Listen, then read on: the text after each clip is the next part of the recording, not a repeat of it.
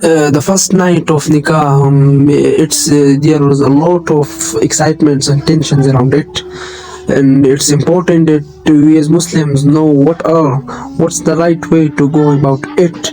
So the nikah gets done. The first time the two spouses would have actually met together in privacy is after the nikah. The spouses or the two people, the husband and wife, they have now become the married now, and they are to basically see one another and to spend their first moments together. How does that? What are the etiquettes and the adab and the sunan of the first night of marriage? The first day of marriage, it could not be the daytime. The first moment that you see your wife after the first action that you should do when you meet together in privacy is to pray salah, which is amazing. The husband should lead the wife in salah, and they should stand. It's 2 rakat of nafil salah, so he can read the salah loudly. You can read the tilawah loudly if it is indeed night time, or you can read them even quietly. Okay, if the sister can't pray because of her period or not, whatever is right, any other legitimate reason for not being able to pray, then she should do some zikr, tasbih or du'as instead. Thereafter, the next sunnah to do is that the man should place his hand on the forehead or on the forelock, which is the front part of the head of his bride, and he should read the following dua. The dua is really beautiful. The dua is Allahumma inni as'aluka اللهم إني أسألك خيرها وخير ما جبلت عليه وأعوذ بك من شرها وشر ما جبلت عليه.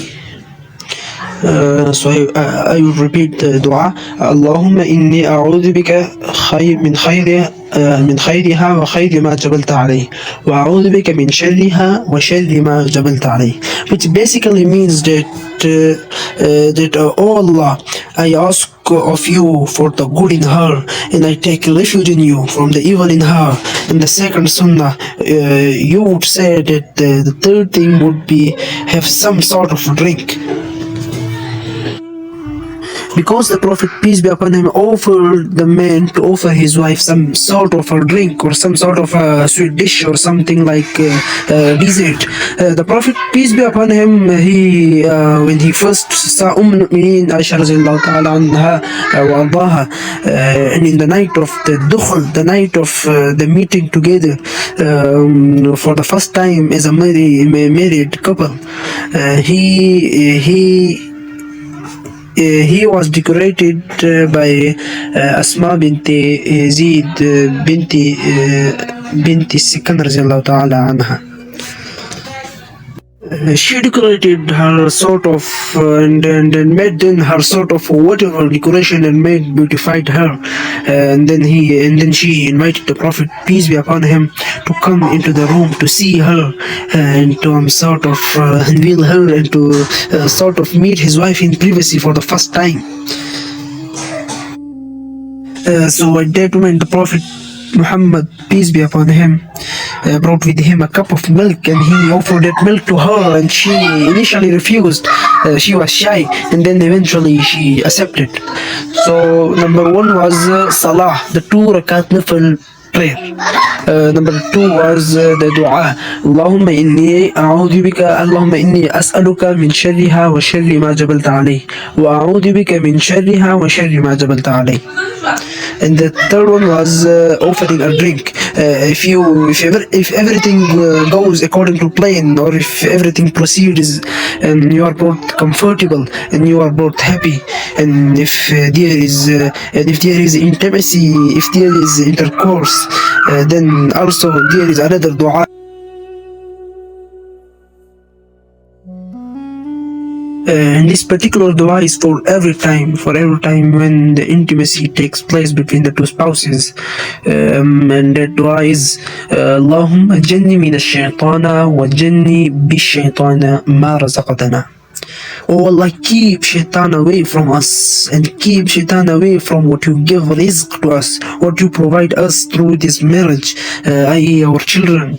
And the hadith says, if someone recites this dua, then shaitan will not be able to harm the children.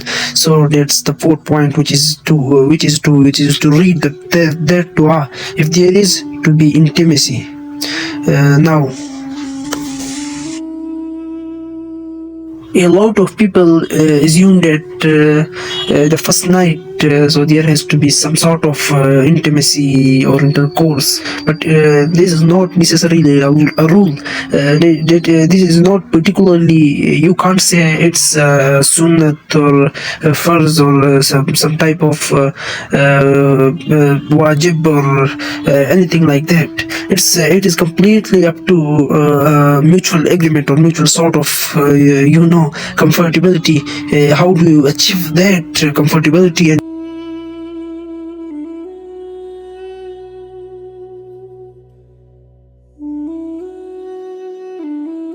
so it takes time, and sometimes you made them, and sometimes you may not.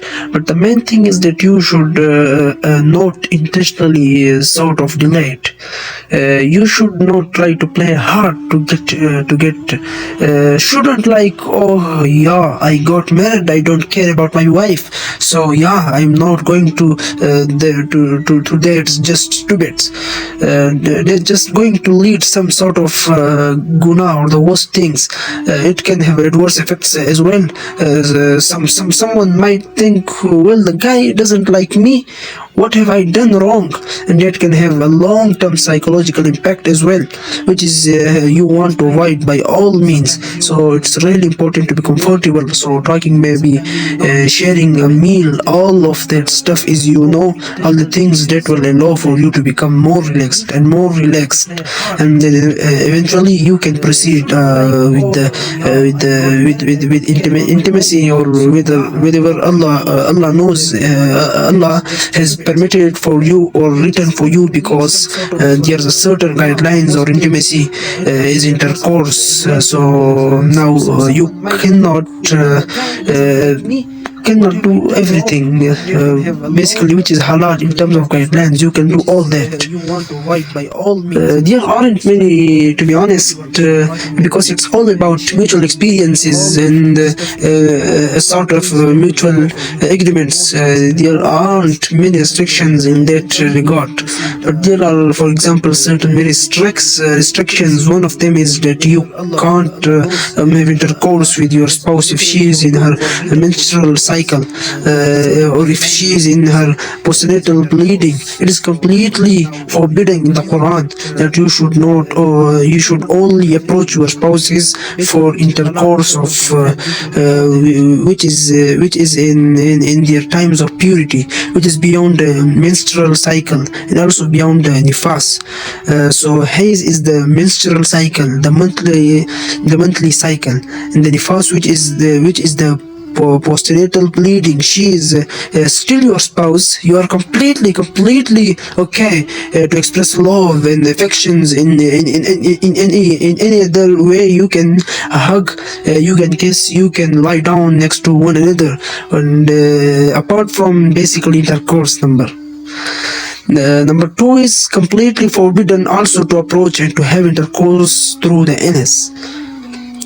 This is completely haram in our religion, and they are very strict. Whoever does this basically not follow it. It is he does not follow it and straight from the way of the Prophet Muhammad sallallahu alaihi wasallam. Coming down to after the night or after the moment, sometimes some people going to share their experiences. This is completely haram. You can't share your private experiences to anybody, even if these your best friends. And I know especially sisters that have this thing about discussion, and their besties and their best friends, and they have to tell me everything. No, I am not going to tell you everything. There's no need for you to know everything. Intimacy should be left between the two spouses, and to actually expose that It is a big sin. The Prophet, peace be upon him, strictly forbade it.